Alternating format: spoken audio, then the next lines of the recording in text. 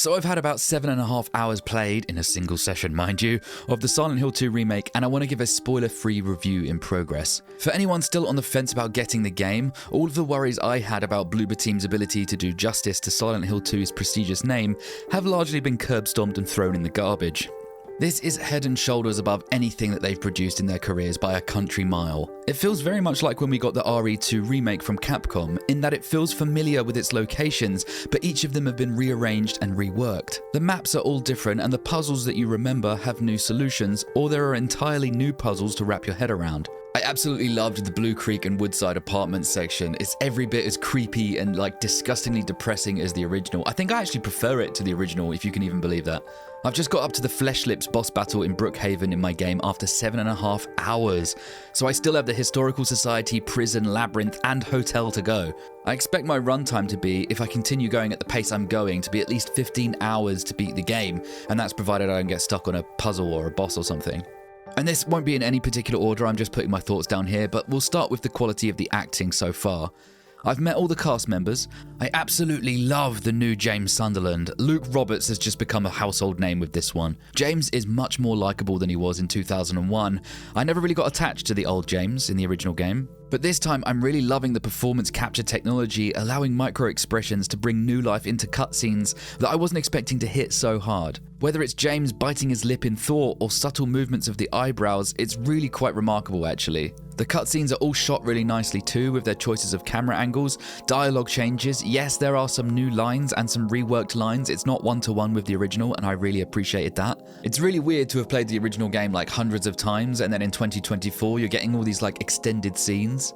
It's like the director's cut of a movie, where as a maniac fan you're just starving for more content, and you're gonna absolutely get it here.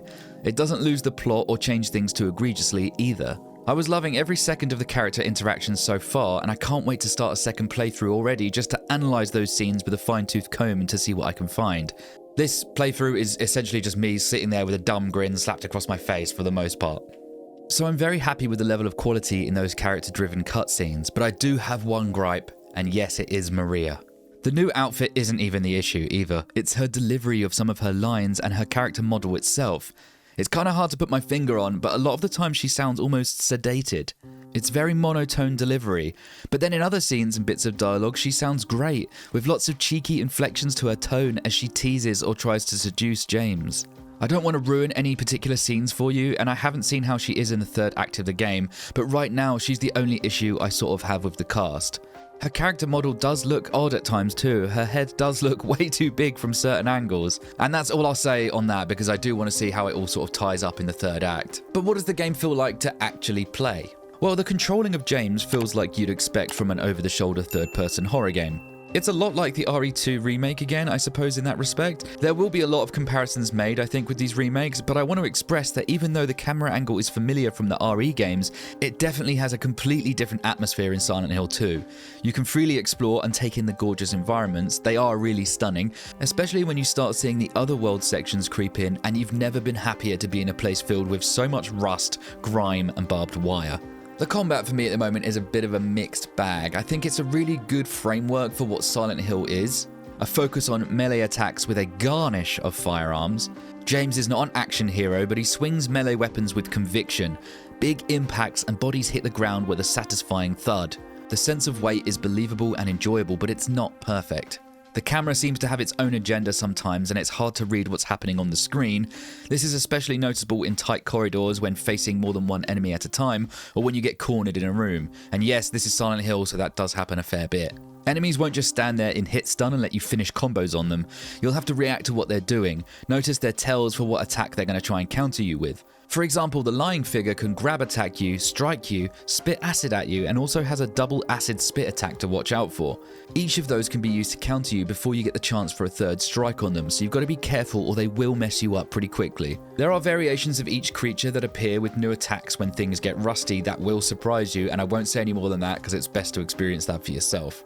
I'm playing on combat difficulty hard and puzzles on medium, and I think the challenge in combat is perfectly suited for those who are seasoned survival horror enjoyers. It feels like there's never enough ammo or health items, and you're always trying your best to utilize your equipment more efficiently. For example, instead of unloading the handgun into center mass of a creature, you're doing things like kneecapping them so they go down onto one knee, and then you bash them in the face with the melee to get the knockdown and then finish them off with stompy. So there's flexibility in that regard.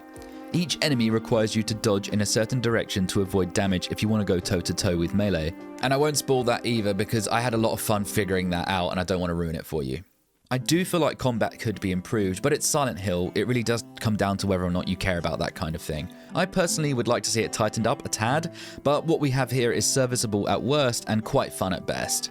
The puzzles so far that I've encountered I found not too difficult on the normal difficulty.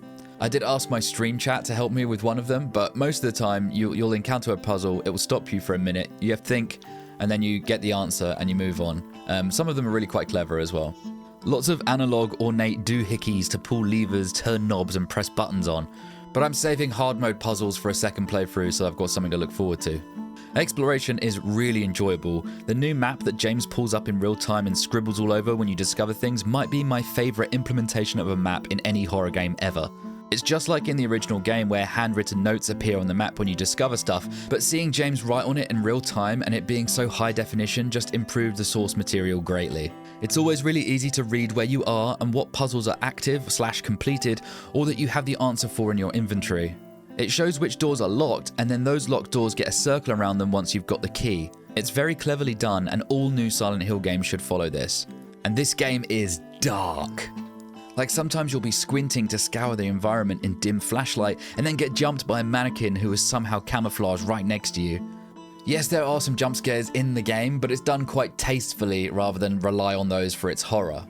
The main scares come from the atmosphere, and in that respect, it's as much of a Silent Hill game as any of the Team Silent games, and I don't say that lightly.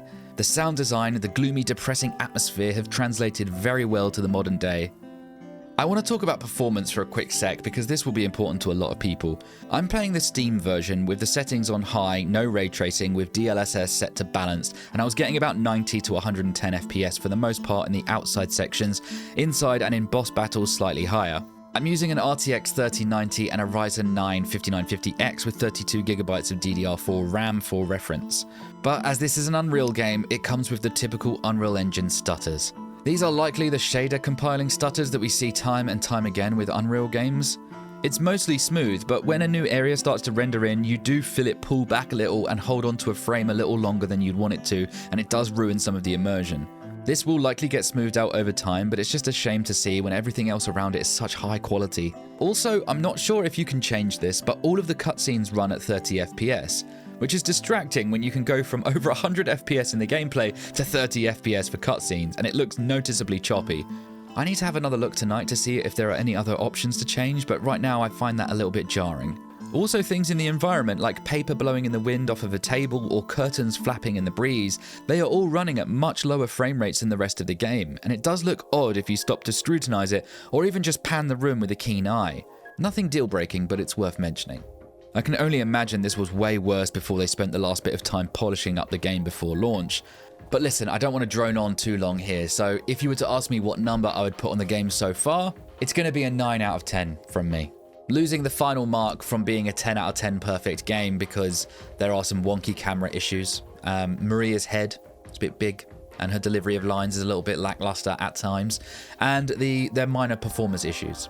This is absolutely a worthy Silent Hill game and a return to form for the series, and anyone remotely interested should play it for themselves to experience it. Konami and Bloober Team did not send me a review copy, these are all my personal opinions.